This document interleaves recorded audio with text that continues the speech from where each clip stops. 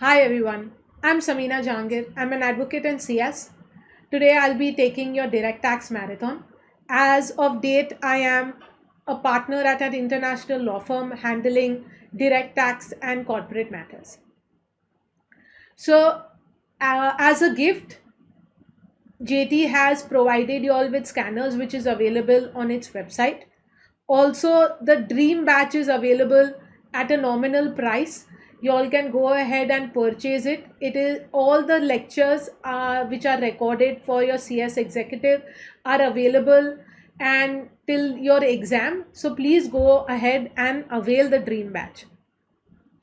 Now, with this, let us start with the direct tax marathon. As you are aware, the direct tax is for 60 marks, and the Finance Act 2024 is applicable for this exam. Every year with the Finance Act, the tax rates and tax slabs change. That is why it's important to know which Finance Act is applicable for your exam. Now, the income tax regime, the Income Tax Act, as now what we have, has two regimes, the old regime and the new regime. The new regime has a beneficial rate of taxation in the sense that the slab rates are much more and the percentages are more bifurcated. So this is on your screen. But if you avail the new tax regime, no deductions and exemptions are available, and you will have to then pay the tax at probably at a lower rate, but no exemptions available and deductions available under the income tax is there. So if one does not want to go under the new regime and wants to avail the exemptions, deductions, then the old regime is applicable, and these are the slab rates. If you avail the old regime, you will get deductions like your standard deductions which is there under the income from salary. That is, if you are earning gross salary, you can take a flat deduction of 75,000 each year if you are going ahead with the old regime. Similarly, there is a concept called rebate where up to 12 lakhs, if you are earning, you don't have to pay any tax. You can, if there is any tax liability, that also you can take a rebate under 87A, and up to 60,000 you can get a rebate. But rebate, that is maximum is 60,000 you can avail, is applicable only if your net taxable income is 12 lakhs or lesser. Then there is surcharge, which is a tax on tax. So whatever is the tax payable and that tax liability arises if your income is above 50 lakhs, then there is a surcharge. Similarly, there is cess, which is 4%, which is applicable to everyone, 4% on the tax that is payable. Now, the tax rate for companies, it is 25%. Generally, it is 25%. However, if there is a LLP or a domestic company whose turnover is more than 400 crores, then it is 30%. If there is companies that is startups and they are claiming exemption, then 22%. If it's a manufacturing company, even better, 15% tax rate. Foreign company, however, are charged at a higher tax rate of 40%. The partnership firms and LLP, similar to a domestic company earning more than 400 crores turnover, it is 30% tax. Cooperative societies, this is the slab rates that you need to remember. And local authorities and any other entity, it is all 30%. Okay. Now, with this, we'll start the first important topic, that is your residential status. Please expect at least 5 marks of sums or questions to come from residential status. Now, residential status, why it is important is because your liability to pay tax will arise. Liability to pay tax will arise based on your residential status. So remember, if you are resident and ordinarily resident, then you are taxable always. If you are not ordinarily resident, then taxable only if a business is set up or controlled in India. Otherwise, you will not. Otherwise, if it is a foreign setup controlled business, you won't be taxed. And if you are a non-resident, the income that is arising outside India, you will not be taxed. But if it is an income in India, okay, these, if you are an income in India, you will be taxed. Okay, income in India will always be taxed. Year, always taxed. Now, for this, let us go through residential status of an individual. Any person who stays for 182 days or more in the previous year is said to be a resident in India. If, however, he does not fulfill the condition 1, then it is a person who stays 60 days or more in the previous year and 365 days in 4 preceding previous years. Now, if a person of Indian origin comes to India, only condition 1, that is 182 days limit is there. So, only if a person of Indian origin stays in India for 182 days or more in the previous year, then he will be a resident in India. But if he stays for 180 days, person of Indian origin visits India, he doesn't stay in India anymore. There's so many non-residents, NRIs have moved to different countries. They come to India and stay for 6 months or more, then he becomes a resident in India. He will be taxed in India. Now, in residential status, there is a new concept, new as in now this is also become old, but a concept of deemed residency. A deemed residency concept has been added. That means an Indian citizen earning from India, that is excluding the foreign income, and the earnings in India is more than, earning in India is more than 15 lakhs, then, and he is not liable to tax in any other country. So he is not paying tax in any other country, then he is deemed to be resident but not ordinarily resident in India. Now, for an Indian citizen who or a person of Indian origin visiting India and stays for 120 days. This limit is 120 days for a person who stays in India, for person of Indian origin, and he stays in India for 120 days. In that case, if total income exceeds 15 lakhs, total income exceeds 15 lakhs, then in that case, the person who stays in India is said to be a person resident in India, ordinarily resident. Okay, so there are two conditions. This 182 days limit has been changed to 120 days if the person is earning 15 lakhs or more and he stays in India. Not 182 days, but 120 days plus 15 lakhs. Okay, so he is a person resident and not ordinary resident. After this, if you have to be an ordinarily resident Indian, then in that case, resident and ordinarily resident, he should have stayed in India for 2 out of 10 preceding previous years and 730 days in 7 preceding previous years.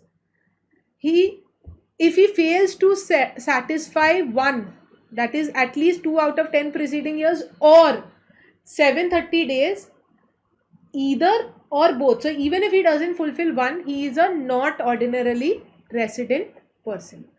Okay, not ordinarily resident. So what happens if he is not ordinarily resident? You fall here.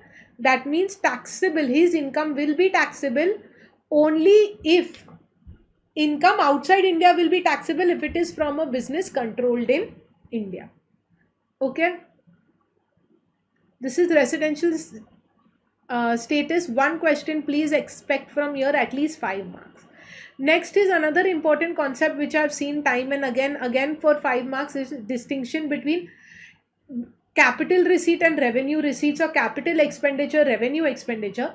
This they can give you in the form of certain case studies, and you have to determine whether it is a capital receipt or revenue receipts. Now, how do you determine that? Let's understand the concept.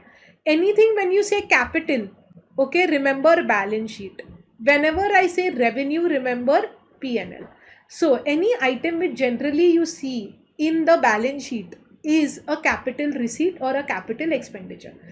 Now, fixed assets, loans, okay, all of this is in the balance sheet. It will be capital receipt or capital expenditure. So if I've taken a loan, okay, it will be receipt, but if I give a loan, it will be expenditure. Similarly, if I sell an asset, it will be capital receipt, but if I purchase an asset, capital expenditure. Okay, it is non-recurring. You don't go and take a loan every day, every month. It is once in a, is non-recurring, once in some time. Similarly, assets, but we are not talking about stock. Stock is recurring in nature. It will come in your P&L. Now, it is not received in the course of normal business. You can do business even without having purchased a new asset, or without selling your old asset, you can still continue. It is not in relation to your business. But if I'm selling or purchasing stock that is related to your business, without that you can't do business. Okay, it is not available as payments of profit to the owner. It is not basically profit. It is of a capital in nature, related to an asset or a liability. Revenue, it is amount realized by sale of goods or rendering of services. It is shown in the trading P&L, whatever you call it. They are recurring nature. It is so when I say recurring in nature, what if I am receiving royalty monthly? Okay, and if I am receiving royalty, I do one thing. Instead of taking royalty every month, I take it as a lump sum yearly. It will still be revenue, not because it becomes one time payment. You cannot. It is just you're changing the nature. But what is it? It is payment in regular course. It still will be a revenue receipt.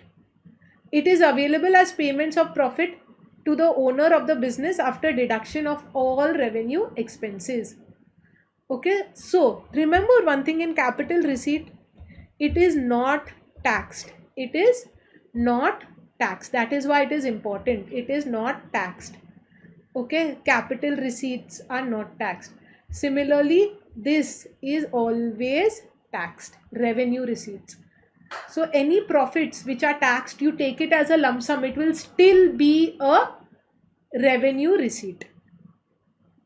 Okay, now after this we'll go to our gross total income and our 5 heads of income. This is how the 5 heads of income, you any sum which comes for your 5 heads of income, you have to put it in this format: income from salary, house property, business profession, capital gains and other sources. Whatever you get is gross total income. From that, subtract your deductions and you get your total income. Okay, now with this we will start the first head of income, income from salary. Hi, let's start with income from salary. The sections that we'll be doing in this chapter are section 16, 15, 16 and 17. Now section 15 is the charging section. Charging section, it is the section which gives the tax authorities the right to charge you income tax from this particular income. Now, under section 16 are standard deductions, entertainment allowance deduction and professional tax. What is the standard deduction? It is 75,000. Flat deduction is called a standard deduction. So from your total salary that you earn, you can take a flat 75,000 rupees deduction. Then there is, if you are receiving entertainment allowance and you are a government employee, you can take 5,000 rupees deduction or 20%, whichever is lower. And the third is professional tax, which is 2,500 per year. If you have paid the professional tax, you can claim a deduction. Okay, other than that, salary includes perquisites. Perquisites is basically any benefit that you get. Now, important concept that you should know: how do you know it, whether it is a salary income or no? So let's say I give you 5,000 rupees a month. I call it a gift. I say that, listen, the money that I'm giving you is a gift.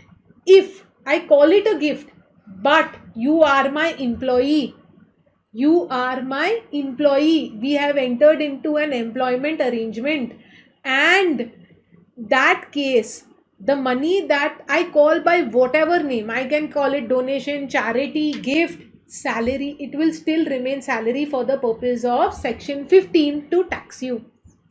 Okay. Now, similarly, member of parliament, let's say if you're a member of parliament, you're a minister and you're receiving money, but you are the government and you're receiving money from the government. The money that you receive as a member of parliament, okay, is not going to be taxable as a salary but as an income from other sources. We'll do that when we come from income from other sources. So any member of a parliament or state legislature or whatever it is, okay, it is not, even though they are getting a salary, they call it a salary, but because they are the government, they are not getting that money as income from salary, but it will be income from other sources. Now, if you're working in the government department like any IAS officer, IPS officer, the money that you get is income from salary. Similarly, if you call it bonus, any remuneration, all of that you get from the employer is called income from salary. Now, salary includes many terms. So, you might have heard of wages, bonus, gratuity, advance salary, fees, commission. All you have to see is there a employer-employee relationship? If the answer is yes, then it will be taxed as income from salary. Okay. Now, another important concept in salary is allowances. Allowances is money given for a particular purpose. If money is given to you from the employer, it will be taxed as income from salary. Now, if they don't give you money but give you any benefit, like they might give you a car, a house, whatever is the value of the house, it will be taxed in your hands as income from salary. Okay, are you all with me? What is a perquisite? Perquisite is a benefit. Allowances is money. Okay. Now let's study what all allowances and are allowances taxed. Yes, all allowances are taxed. All allowances are taxed until specified. So which allowances are we specifying here? TC udhar. Okay, TCUDHR. TC is traveling allowance. If I am sending you outside India and I tell you that, listen, go attend a meeting, what is it? Traveling allowance. I'll give you money, I'll say 2 lakh rupees, go travel, do my sales and marketing. Traveling allowance. Okay. But now I give you 2 lakh rupees, you don't go, you don't spend it. This allowance, any special allowance, will be exempt to the extent used. You have used it, you show me bills and proofs, you can take full amount as a deduction. Traveling allowance, to the extent it is used, it is exempt. Okay. Conveyance allowance. If you are moving from Mumbai to Ahmedabad, Ahmedabad to Chennai, Chennai to Calicut, traveling within India, it's conveyance allowance. Okay, office, from within office I'm sending you to another client office or any other place, it is called conveyance allowance. The money that I give you and you spend, I as an employer give you and you as an employee spend it, it is a conveyance allowance. Daily allowance. Daily allowance is money if I'm sending you anywhere outside India or within India. Let's say from Kerala I'm sending you to Delhi for work. You will stay there, eat there. That is called daily allowance, daily expenses. That also if you use, it is exempt. H is helper allowance. These basically if you're in a field which requires a helper, okay, or a researcher, if you're a professor or a scientist and you are getting a helper allowance or an academic allowance, all of that is exempt to the extent used. Okay. Now Next one is house rent allowance. House rent allowance is basically money given for your accommodation purposes. It will depend in which city you are staying. It is HRA. House rent allowance is exempt. The least of the following is exempt. So for example, if you get rupees 10,000 as HRA, how much will be the exemption? To calculate it, you have to do this least of the following. Okay. HRA actually received excess rent paid minus 10% of salary and 50% of salary, whichever is lower. If you are in a metro city, it is 50, rest it is 40. Okay, are you with me? Let's go to the next one. Other important allowances. We already saw these. This is to the extent used. This is exempt up to a limit. Children allowance, children hostel allowance, and house rent allowance. Okay. All other allowances, they are fully taxable. All other allowances are fully taxable. These 100 per month if your children education, hostel is, what is the meaning of children education? You are sending your children to school, you'll get 100 rupees allowance per month. You're paying 1 lakh rupees as monthly fees, they don't care. They will give you exemption of only 100 rupees. Similarly, hostel allowance, you have kept the children in a hostel, they'll give you 300 rupees per child, maximum 2 children. Okay, you're spending 20,000 per month, they don't care. They will give you exemption of 300 rupees. Okay.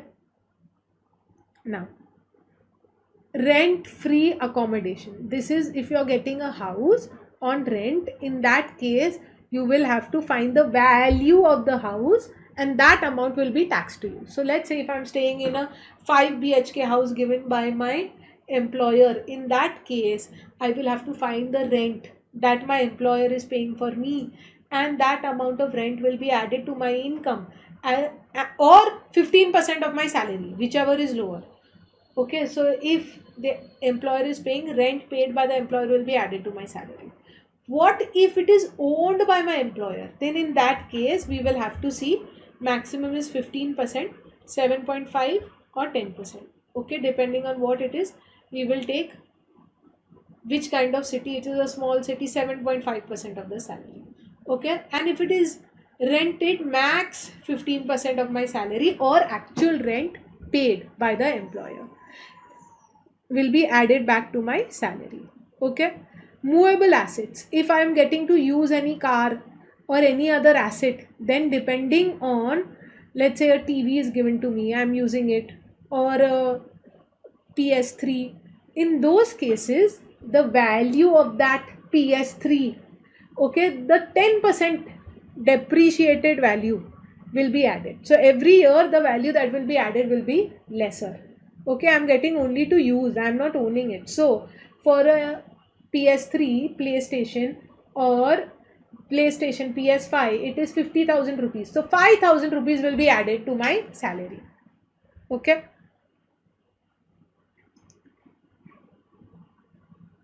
So depending on what kind of asset, we will add that.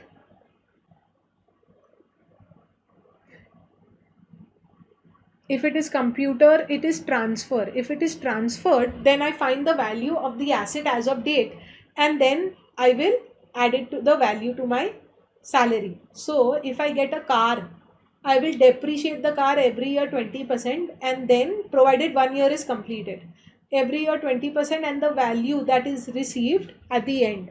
So let's say car that my employer bought was for 10 lakhs. Okay, in year 1.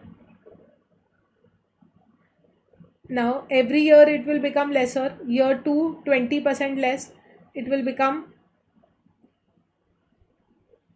8 lakhs less 20%. Now when it was 8 lakhs, year 2, the year 3 was not completed, and before the year 3 is completed, it is sold to me. 8 lakhs will be added to my salary. Okay. Now similarly, all other assets, I will write it down as in depreciate it and then add it. Okay. So there is no proportional depreciation. You will take full year depreciation in all cases. Now, what if a car is given by the employer to use? If a car is given for official purpose, it will never be added to salary. Never. If it is given to personal purpose, the value of the car will be added. Okay, value, how much value? Always 10%. And the actual amount that is paid for driver salary, petrol, etc. If it is partly official, partly purpose, you will always take 600 or 900 per month. Okay, only car is given 600. Car plus expenses given 1800. Okay, now if it is a big car that is 1.66, that is in all cases, most of your cars will be, the engine will be more than 1.66 cc, so it will normally be 900 or 2400. Okay, if it is car is given alone, it is 900, otherwise it is 2400 even if it is given with expenses. Okay, let's come to the retirement benefits. These are your generally retirement benefits. Let's do the important ones. Most important is your gratuity, which comes every year. Now, gratuity we've already studied, that gratuity is amount that you receive as lump sum at the end of the tenure of my work, of my employment. Now, if I receive during the year, which generally never happens, but if someone receives it during the year, then in that case it will be fully taxable. But if I am a government employee and I receive on retirement, it will be fully exempt. Best to become a government employee from tax purposes. Okay, but if I am any other employee, depending if I am a POGA employee or non-POGA. Okay, if I am a POGA employee, in that case it will be almost, you will have to see how much exemption you will get. So the amount that you receive, let's say I received gratuity of 30 lakhs. I can take an exemption. If I'm a POGA employee, last drawn salary, my salary, let's say last drawn basic was 1 lakh. Okay, into number of years of employment. So we always take completed years of service, for example, is 10 years. Okay, so into 15 upon 26. So you'll say 10 lakhs into 15 upon 26. 1 lakh into completed years of service, 10 years. This is 10 years into 15 upon 26. That comes up to how much?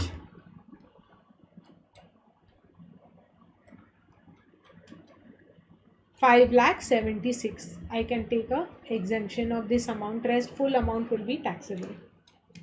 So 24 lakhs will be taxable. Got it? Now, same example, I am here, non-POGA. So it will be 1 lakh into completed years of service into 1 by 2, that is 15 upon 30. Okay,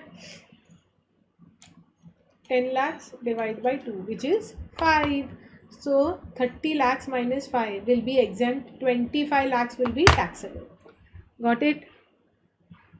Okay, now next, pension.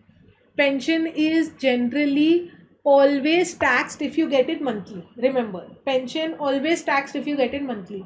But if you get a lump sum, it is called commuted pension. Lump sum is called commuted pension. That is exempt if you are a government employee. If you are a non-government employee, it will depend on whether you have received any gratuity. If you say yes, I have received gratuity, then the full value of commuted pension. Now, what is the meaning of full value of commuted pension? Let's understand. So I'll have to take an example for that.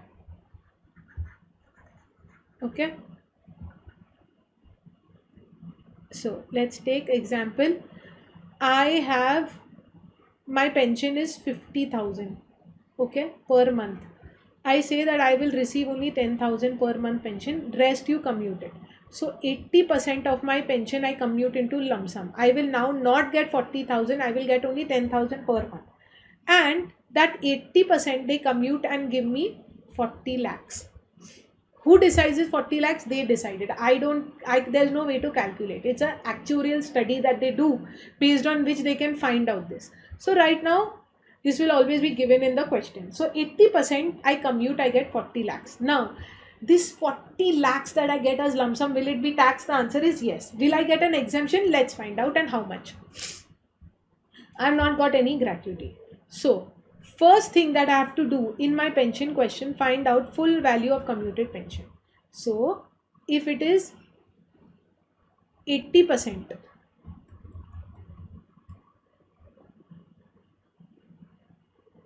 I have got, for 80% I have got how much? 40 lakhs. If I would commute full means 100% will be how much? So you do this cross multiplication, you will get 50 lakhs here. Okay. How much will I get? 50 lakhs. Full value of commuted pension is 50 lakhs. So here how much you will get exemption? 1/3. If you have received gratuity, 1/3 will be exempt. Assuming I have not received gratuity, how much will be exempt? 25 lakhs. That is 50%. Half of full value of commuted pension will be exempt. Okay, over here how much will be exempt? 1/3 will be exempt. 1/3 of full value.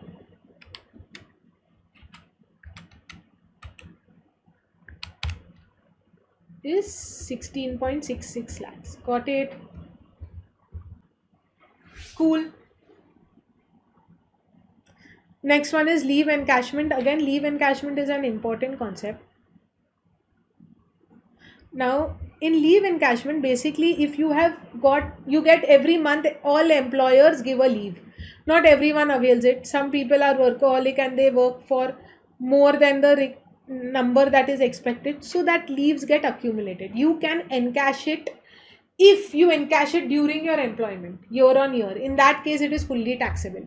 If you encash it after a period of time, that is on retirement, then you can get a exemption. The exemption maximum is 3 lakhs, or the amount received, whichever is lower, or 10 months salary. How much? 10 months salary.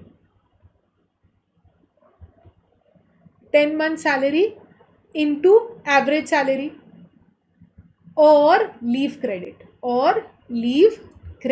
into number of years worked. You calculated whatever is the least will be exempt. So let's take an example.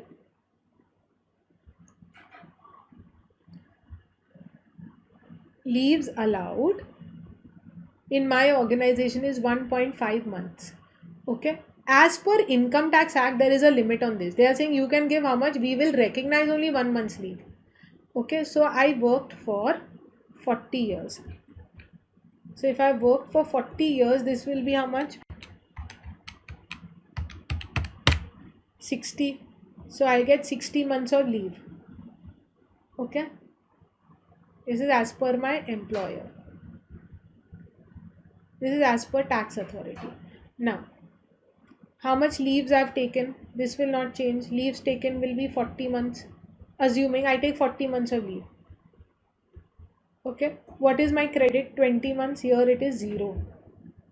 Income tax authority will say least of the following. Least. So I will get no credits. Okay. Now, let's say leaves taken. Instead of 40, let me make it 20. Okay. I have taken how much? 20 months of leave. So this will become 40. This will become 20. This will become 40. Okay. Income tax authority will recognize least of the following. 20 months of leave. They'll say, okay, you are entitled to. Okay. So 20 months leave credit into average salary. Last 10 months salary I will take. So let's say my last 10 months salary is 1 lakh rupees. So it will be 20 into 1 lakh. That is 20 lakhs.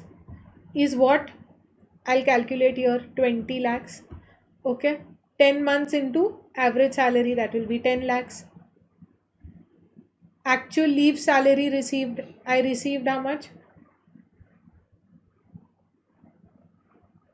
20 months salary, that is 20 lakhs. Okay, and 3 lakh rupees. Now, least of the following I will get as a deduction, as an exemption. So out of the 20 lakh I received, I will get 3 lakhs as exemption, remaining 17 I'll have to pay tax. Now let's go to the last part, that is your VRS. VRS is voluntary retirement. Only people who have worked for, who are 40 years and above can avail the scheme if the company has. Company should not, once they have a voluntary retirement scheme, someone avails it. So my position should not be refilled. The thing is that let there be, if you're having a scheme, you want people to leave, then you should not hire same people in the same position. Okay. Now, the least will be exempt. The limit is 5 lakhs. Last drawn salary into completed years of service into 3, or remaining months, whatever is the months remaining. Okay. Done. This is your income from salary. I hope you have understood, and now this chapter is a slightly easier for you. Thank you. Let's do the computation of income from salary. So over here, first thing is gross salary. What do you mean by gross salary? Gross salary is your all aspects of salary you will add. That is your basic, dearness, all allowances after taking account the exemption. So you'll write the net amount here. House rent allowance less the exemption, whatever is there, you will write that here. You'll get the gross salary. From gross salary, deductions are allowed under section 16. That is your standard deduction. Then professional tax, subject, what is professional tax? 2,500 max. Okay. Per annum. This is only available under the old regime. This is also per annum. And if you are a government employee, you can even take education allowance, that is 5,000 rupees max, or 20% of amount received, whichever is less. That all these amounts will be deducted from your gross. You will get income from salary. If a question comes for income from salary, make this computation statement at the least, and you can start filling in the amounts. It's not that difficult. Okay.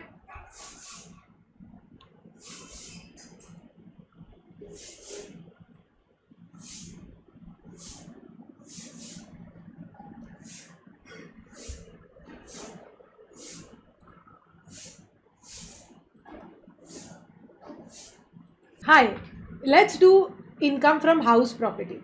Now, as you can see, I have listed down the sections which are there in income from house property, and these sections cover the entire chapter. First one is the basis of charge, that is your charging section. In every chapter of the 5 heads, you need to know what is the charging section. So in our case, it is section 22, which gives the right of the income tax authority to tax you. Now, what is important in basis of charge? There should be a house property. Now, what is house property? Building or land appurtenant to it. Appurtenant means the building around the land. But, so important thing is there has to be a building and a land. But if there is only land, then it won't be income from house property, it will be income from other sources.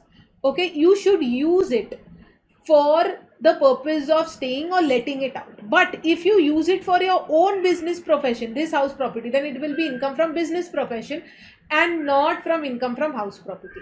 So if I have one house, what is house? Anything which has 4 walls is a house property.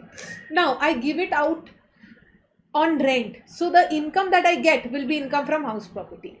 But if I use it for my own business, that is as my office or as my factory premises, it will not be taxed under income from house property. Okay. And it will be taxed in the hands of the owner. So if I am staying in the house and I have rented it, it is not my house. I am just a tenant and I sublet it to someone else. Subletting is not income from house property, but it will be income from other sources. So all these are conditions for basis of charge. Now what will be taxed and how will it be taxed? It will be taxed on the rent. But what if I undervalue the house and give a lesser rent, show it to the government, or I am staying myself in the house?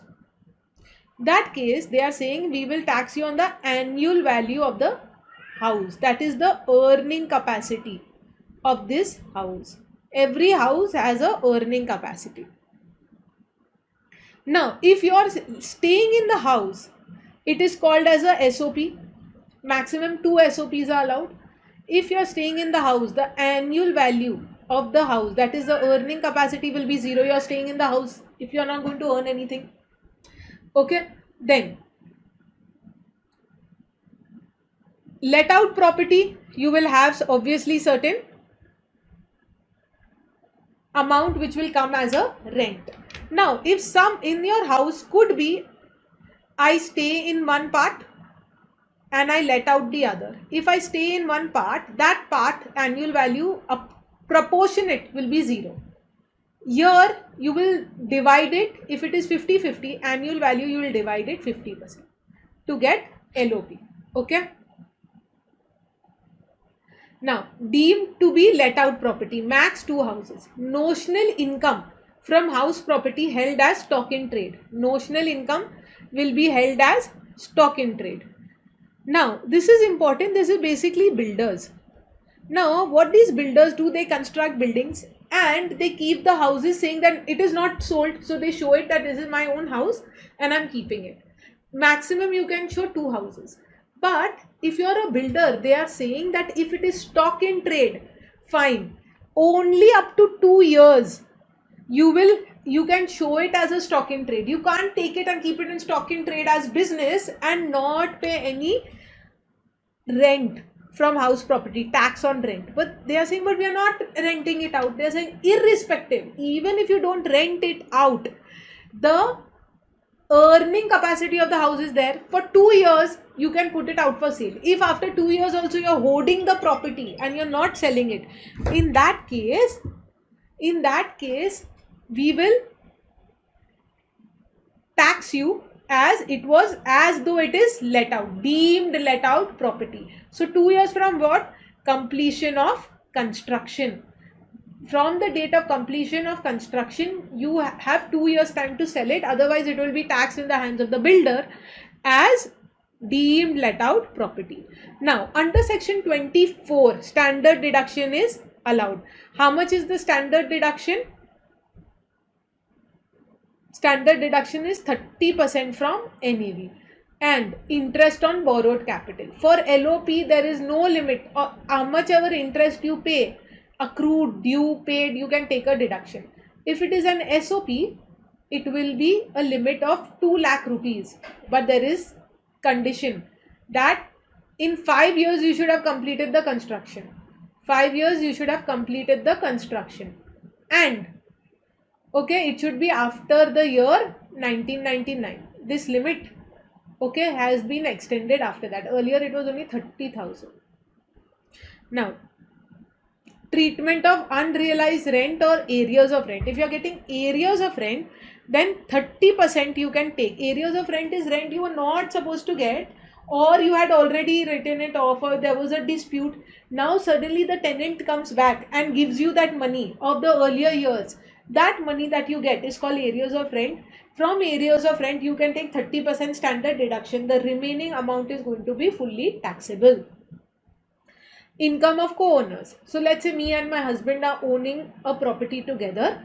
I am holding 60%, he is holding 40%. Then the income also that we get will be split in that ratio only. That is called co-ownership. There is another concept called joint ownership. Co-owner is the percentage is known. In joint ownership, it is not known and they are holding it together. Okay. Deemed ownership. Deemed ownership is that we understand you are not legally the owner, but still it is deemed that you are the owner and you have to pay tax on this property. Now, based on this is the computation statement of income from house property. This is the computation statement. Let's see. Municipal value, fair rent, whichever is higher. Okay. From here, you compare it with the standard rent. Standard rent is rent as per the Rent Control Act. Municipal value is the rent as per the municipality. Fair rent is what other properties in the same area are getting. Okay, standard rent, compare it, that is as per the Rent Control Act, whichever is lower. You will say this is the expected rent of the property. From expected rent, you compare it with the actual rent received. Actual rent received. Now, important thing is, if you are taking expected rent for the year, then this also has to be for the year, actual rent received. But if your actual rent received is for 10 months, then this also has to be for 10 months. Fair? You cannot compare expected rent for 1 year, 12 months, and actual rent you have received only for 10 months. Okay? So this just keep in mind. Whatever you get, compare the two, is called the GAO, gross annual value. From GAO mein now. So from gross annual value, you will subtract municipal taxes that is paid by the owner. Important is the word paid. If it is not paid, he cannot take a deduction. Even though it is the tenant's liability for whatever reason to pay, if he is paying, he will get a deduction. Simple. Amount of rent that could not be, that is called unrealized rent. You subtract, whatever you get is net annual value. From net annual value, there is two deductions. Standard deduction, flat 30%, and interest on borrowed capital. Interest depending on SOP, which will be 2 lakhs or 30,000. 2 lakhs if you have completed construction in 5 years. 30,000 if you have not completed. Okay, and if you are LOP, there is no limit. You can take any amount as long as it is actual interest that you need to pay. This will be income from house property. Now, other important things, immaterial, that whether the interest has been paid or not. For municipal taxes, I said it has to be paid. For interest, irrespective. Interest on brokerage, insurance premium, maintenance, not allowed. That is there in your 30% standard deduction is for all of these. Other than what we have seen over here, no other deductions are allowed. So they'll give you questions where there is insurance paid on the property, fire expenses paid, okay, then some other repairs, renovation, no deductions allowed for all of that. Okay. Now, for SOP, only the ceiling limits of 2 lakhs or 30,000 is there. If assessee let out his house to our employer, which in turn allots the same, if you are doing any structuring like that, such house is treated as a self-occupied property. So on paper, you give it to a company, the company then rents it out back to you. Okay, so it is Mr. X's house, Mr. X gives it to the company, and company then gives it back to X. So for all purposes, it will be SOP and not a LOP. He cannot take HRA benefit saying I've rented it from the company, nothing. It is your house in your name and you are staying, it will be a SOP. Interest on fresh loan. Suppose I'm unable to pay the interest, I take a loan to pay the interest, it is also deductible. Okay, interest on loan, take how much ever loan you want and you can take the interest deduction. Unrealized rent, only it would be taxable on receipt, only if earlier allowed as a deduction. So if you are taking there is any unrealized rent, then you can take a deduction on that. So how much deduction you will get on unrealized rent?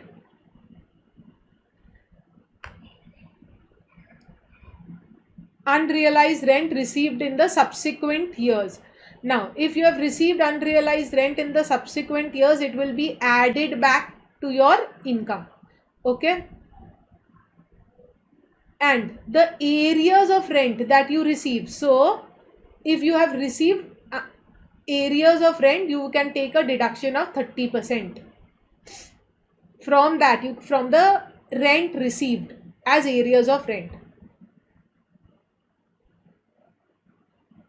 Next is co-ownership property. I already explained you. It will be in the jointly held by 2 or more persons in the same ratio as the shares in the property. The income will be split in the same ratio. So if 1 lakh rupees rent is coming, it will go in the same ratio 40-60 between myself and my husband.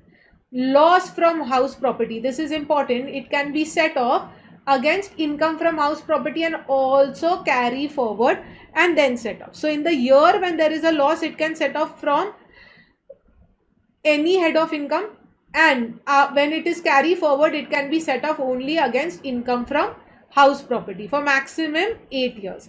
But this is applicable only in the old regime. Now under the new regime, there is We had already seen the slab rates are much lesser, so there is no deduction and no exemption available. No deduction and no exemption available. So this house property loss you cannot set off. You have to forget about it. Okay. Now let's do one sum so that we get an idea. Mr. Raman is the owner of a big house. Municipal value. So let's draw his house. The municipal value of the house is 1 lakh. He has let out 1/3 portion of the house.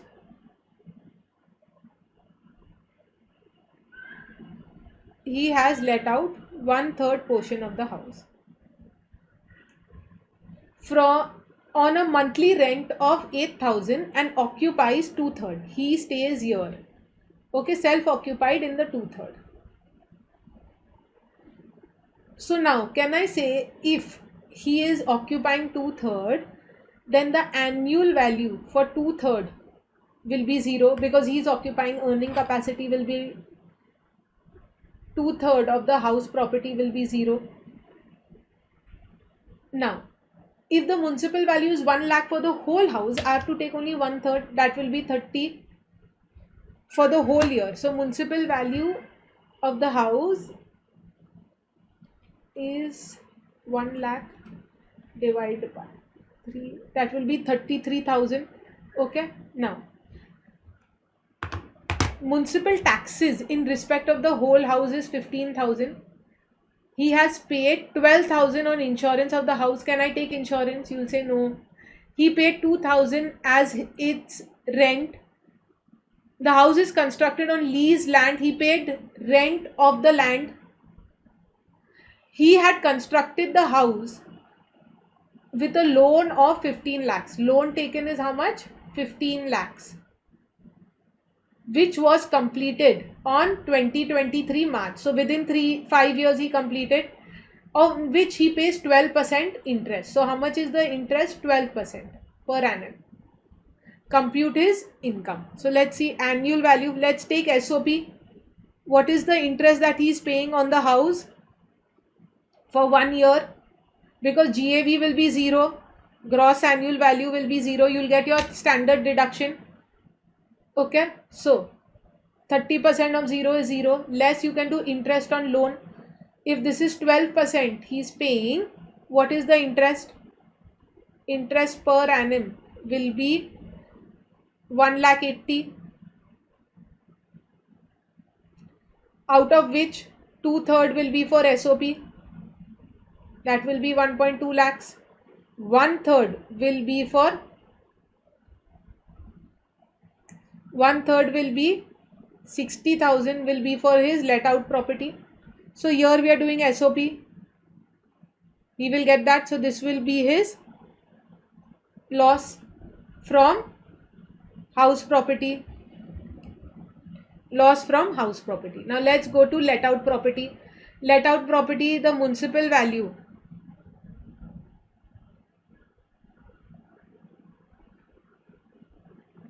Okay, we'll compare it. Let's see how to do. Municipal value is 33. How we got 33? 1 lakh ka 1/3. Okay, municipal value, fair rent. There is no fair rent given. So you directly compare it with actual rent received. Whichever is higher will be your GAV. Okay, so now, because there is no other information given. How much is the rent he the house at a monthly rent of 8,000. So how much is he getting? 8,000 into 12, that is 96. Whichever is higher will be his GAV. Okay, so what will be his GAV? 96. From that you will subtract gross annual value minus municipal taxes paid, because it is municipal taxes 15,000, you will take only 1/3, that is 5,000. You will get NAV. In there we start only directly NAV. Okay, 0. Now less municipal taxes. Now from here you will do standard deduction, 30%. 30% of 91. Okay, less interest on loan. Also over here, if you see, so interest on loan also you'll get. Now we'll see what is, when did the house come into existence? 31st March 2023. Just see this part. Took the loan on this. Okay, now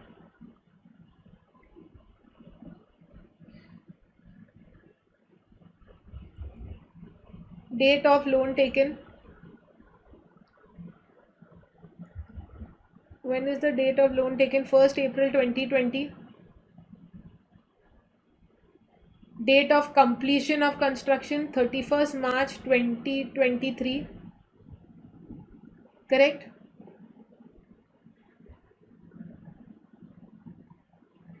Okay, so now he's completed over here 31st March 2023. Let's go ahead. If 31st March 2023 he has completed, then in that case 31st March prior to date of completion of construction, that's how we do it. So it will be 31st March 22. So from 31st March, from the date of loan taken to 31st March 2022 will be the pre-acquisition period for which you have to pay interest. That will be 2 years. So for 2 years, if for 1 year it is 1.8, for 2 years interest will be how much?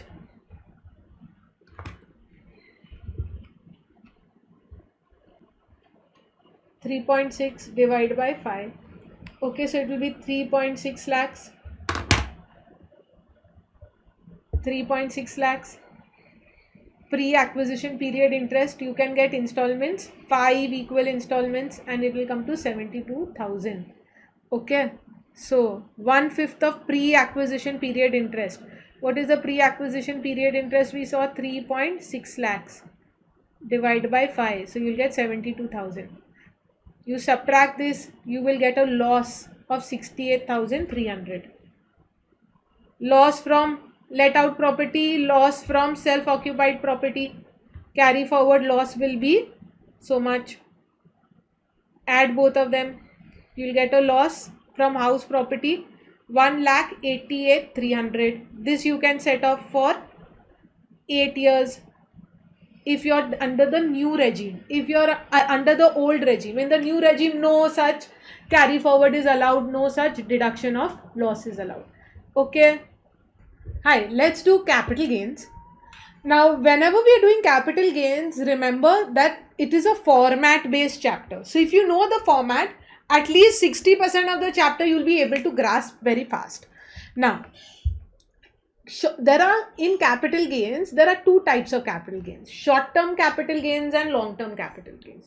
Short term capital gains means an asset, a capital asset that you are holding for 12 months or 24 months.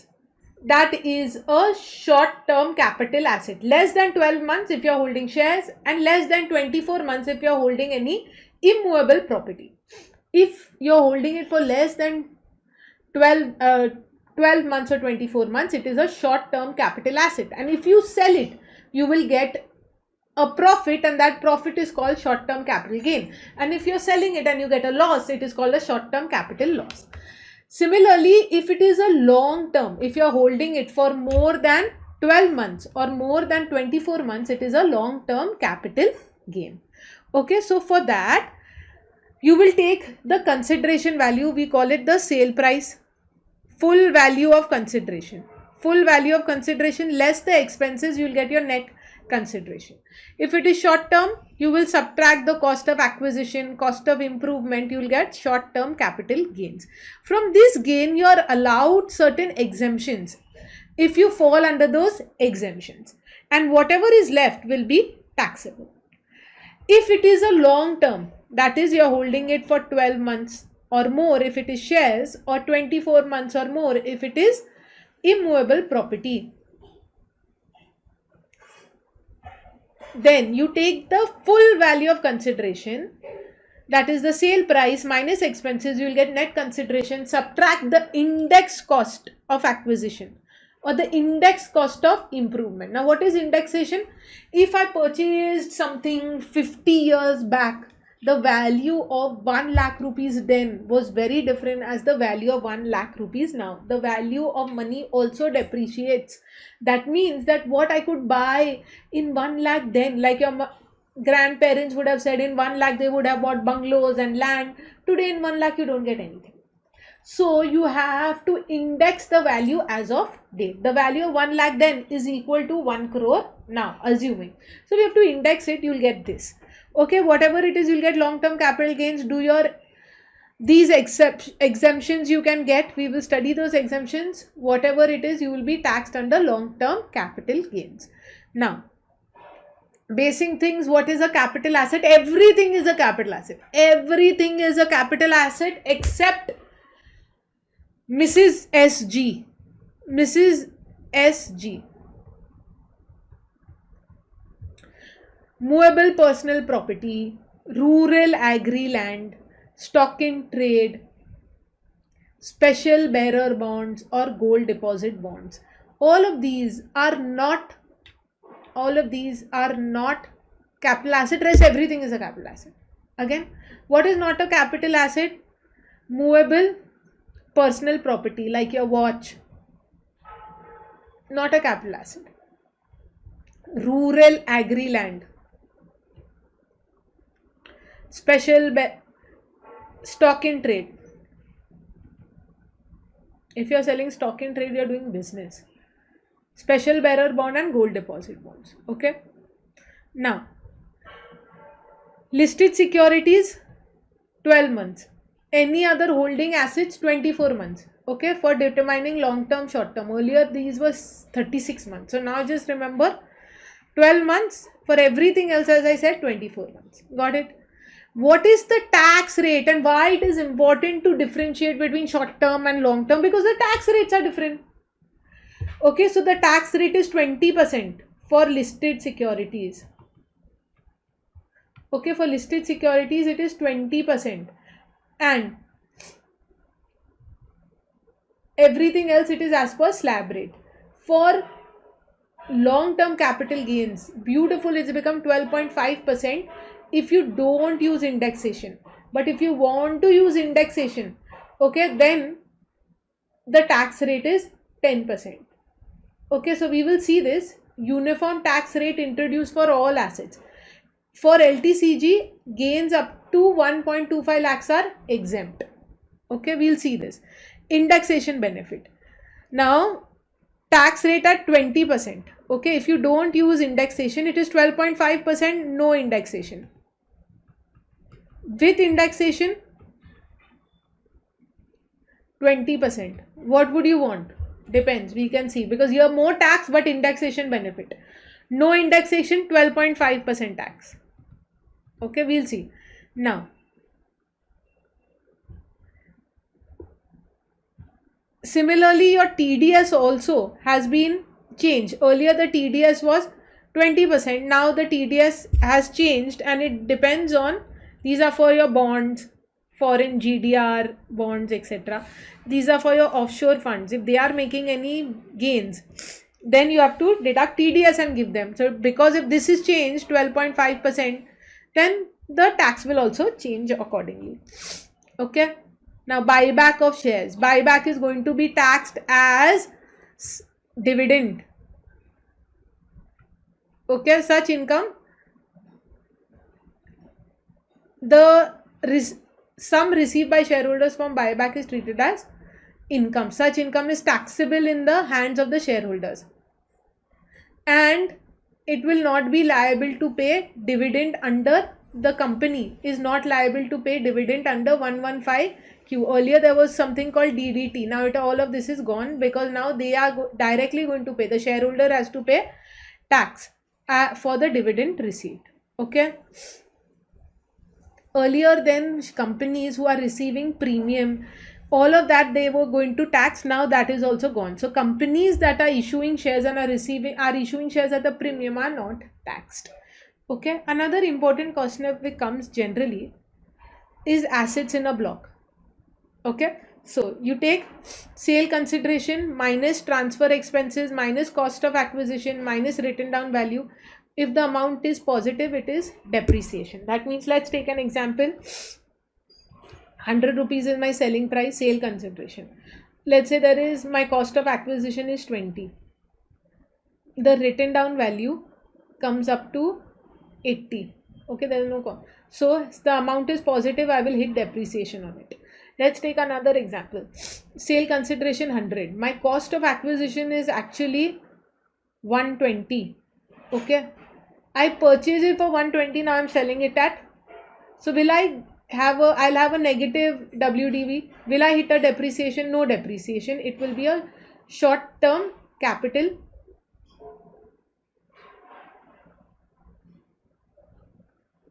Sale consideration is 100. Cost of acquisition and the amount is coming as negative. It will be short-term capital loss. Okay, it will be a short-term capital loss. Another example, 100 is my sale consideration. My cost of acquisition is 70. Let's say my cost of acquisition is 20. But I sell off everything. There is no asset in the block. I sell everything possible. If there is no asset, you'll hit depreciation on what? Nothing. There is no asset left. So this will become short-term capital gain. And again, you have 100, you sell it for 120. You purchased it for 120. So you'll get a negative depre. This negative depre will be taxed short-term capital loss. Okay, got it? Now, various exemptions we will just study once. We saw that if you are having capital gains, short term or long term, you can claim exemptions. Okay, under section 54, long term capital asset, house property. If you are selling any asset, long term capital asset, that is your house property. You sell a house property and you buy a house property. You sell HP, you buy HP. Okay, who is it? Who lives in house property? Individual HUF. You have to hold it for 2 years. It has to be 2 years.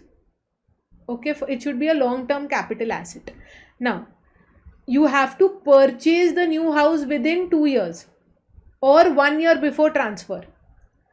Or if you're constructed, then 3 years. Okay. Now, this is important. Maximum deduction allowed is subject to 10 crores.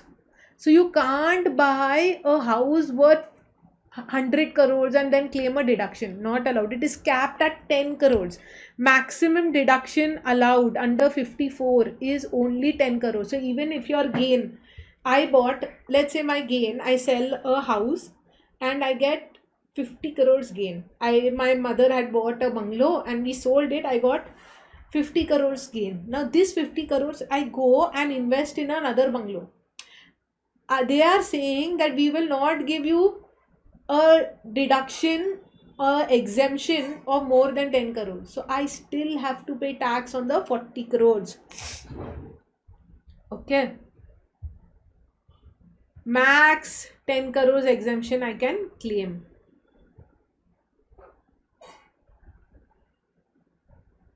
And I can have 2 residential houses. How many? Max 2. So if I already have 2 houses, I cannot sell another house and buy a new house. It will be taxed. I can't claim capital gains exemption under 54 if I have already 2 houses. For the third house, I can't claim. Max 2 houses. Or construct 2 residential houses. That during the assessment year, assessee has the option. He shall subsequently exercise the option. Okay, to buy a house or no. Max you can have 2 residential houses. Okay, after that it will be taxed. Got it? Now let's go to 54B. 54B is you sell your agri land. You sell agri land and you purchase agri land only. Okay, you purchase agri land only. But you'll say, ma'am, if I'm selling agri land, then it has, as per your capital asset definition, okay, it has to be urban agri land. if I'm selling urban agri land, then only it is a capital asset. If I'm selling rural agri land, then it is not a capital asset, there will be no capital gains. Okay, so I'm selling urban agri land, I have to buy agri land only. Okay, in how much time? Within 2 years from transfer. And lower of capital gains or cost of acquisition, that will be exempt. Okay, next let's go to 54D. D is you sell any land, building or any right in a industry. This is compulsorily acquired. D is like a demand. The government demands you to sell. So it is compulsory acquisition. Now if there is compulsory acquisition, you have no other option but to go ahead and set up a new industrial undertaking somewhere else. You may construct it, so give you 3 years time. They give you 3 years time. Okay, so what is exempt? You can take exemption of the capital gains. Next, these are EC and EE. Basically, there are two types of bonds. You get any capital gains, please go ahead and put in the capital gains bonds. These bonds you have to keep for a minimum of 3 years period. How much time you have to keep? Minimum of a 3-year period. Sorry.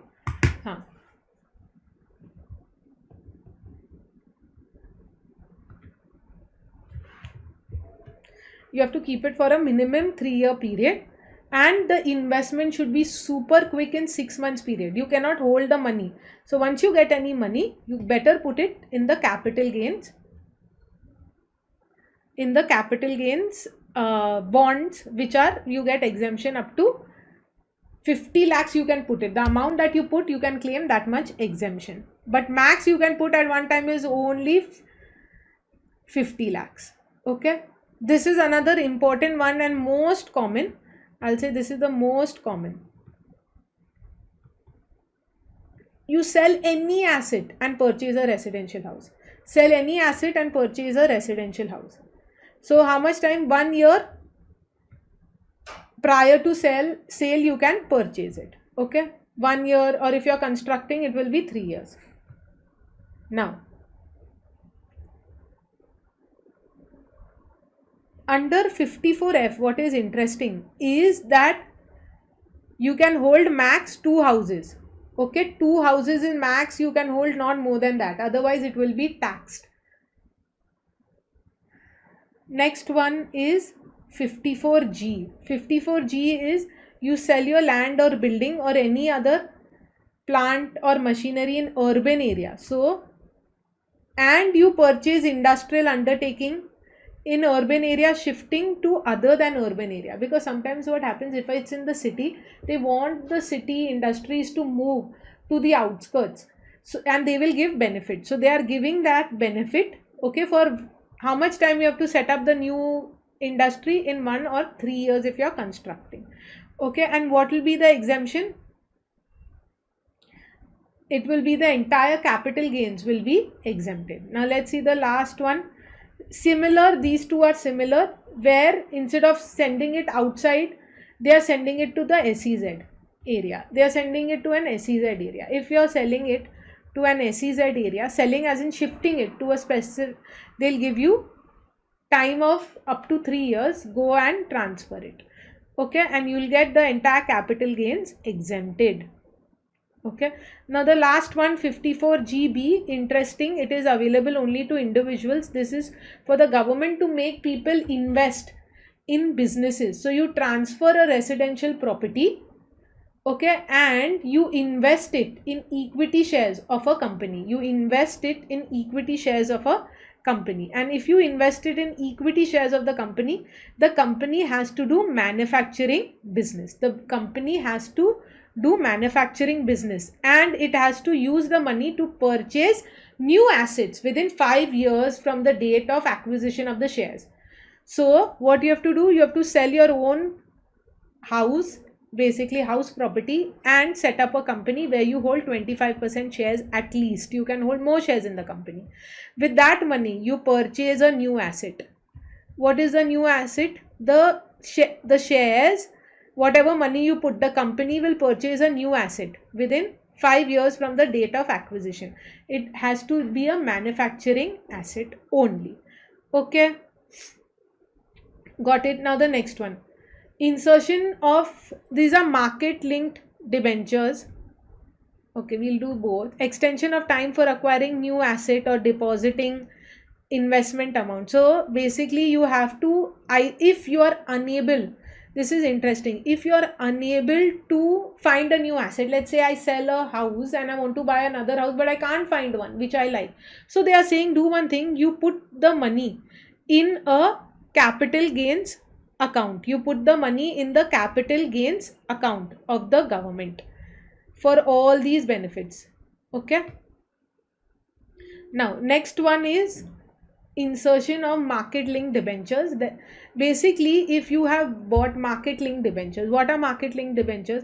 These are basically debentures only, but the return is connected to the market. So if the market goes high, the return is also high.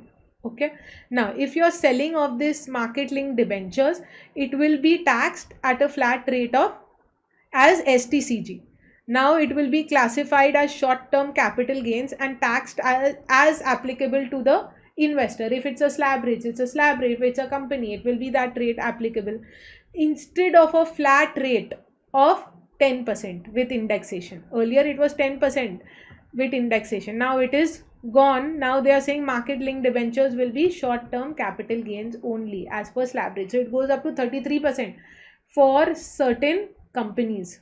Okay, now this is a big change, and there was a lot of hue and cry because I purchased debentures thinking that okay, now I just have to pay 10% capital long term capital gains tax. They changed the law. Okay, now it will be 33.3% taxed. Anyway, now let's do some sums so that we are clear how we have to go ahead. Mr. Arjun purchased a plot of land on 15 June 2012 for 10 lakhs. He sold the land on 10th August for 65 lakhs.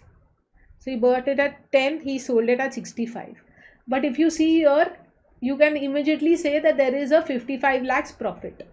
Now, the market value on 2001 was 12 lakhs and the expenses for transfer were 1 lakh. Now, we'll say the index cost of acquisition they have given. So before that, we have to decide what will be the tax, whether we want to do indexation or not. We have seen that if he wants to do without indexation, it is 12.5%. With indexation, it is 20%. Okay, for land acquired before 2024. After 2024, you do anything, it is 12.5% only flat tax. Okay, so index cost of acquisition is, we'll do both, okay, to see which is beneficial. So if I do indexation as on 2001, so it will be, so how do you do this? Okay, full value of consideration, whatever is basically the acquisition price. So I'll take purchase price, basically your consideration. Let me do this as purchase price into index cost of acquisition, index cost of acquisition, and at the time of purchase, at the time of sale, and index cost of acquisition at the time of purchase. So over here in our case, what is the purchase price? I purchased it for 12 lakhs. Index cost of acquisition on sale, when did I sell it? When am I proposing to sell it? In 24-25. Indexation is already given to you. Okay, index cost of acquisition on purchase is 100. Got it? How much will it be? 4 lakh, 43 lakhs, 20,000 will be the actual cost. This 12 lakhs then is equal to 43 lakhs now. So you subtract, what do you get? So 65 you'll do 65 minus 43 minus 1 lakh. Okay, that will give you 20 lakh 80. And the tax, because it is a higher rate of tax, 4 lakh 16,000. This is what you will do with indexation. Let's say there is no indexation. Without indexation, how much it is coming to? 65 less acquisition cost less the expense. You get 52 lakhs, uspe 12.5%. You will make 6 lakh 50,000. That is the tax. Which one will you choose? Obviously, you will choose one where there is lower tax, that is with indexation. Every time you will have to do both to check whether indexation is beneficial or not beneficial. Okay. What is the date? You have to remember only if it is acquired, any asset acquired before 23rd July 2024. Okay. Now let's go to the next one. Divya bought certain shares, 1000 shares of listed company at 450 rupees. STT is paid. She sold the shares on 5th August 2024 at 780 per share. Brokerage other selling was this much. As per 112A, LTCG on listed is taxable at 10% on gains exceeding 1,25,000. Okay, it is flat 10% on the gains. Listed company, earlier capital gains on listed securities, long term capital gains was exempt. People used to put it in stock market and then sell it. It was exempt, but now it is taxable at 10%. Okay, no indexation, nothing, simple tax. Purchase price, sale price. Okay, 1000 shares at 450, 1000 shares at 780. Subtract the expenses, you get net sale consideration. Long term capital gains will be 3,25,000. You'll get exemption max of 1,25,000. Okay, so what will be the taxability? This much at 20%. At 10%, it will be 20,000. Got it? So we have done entire capital gains with sums. Thank you.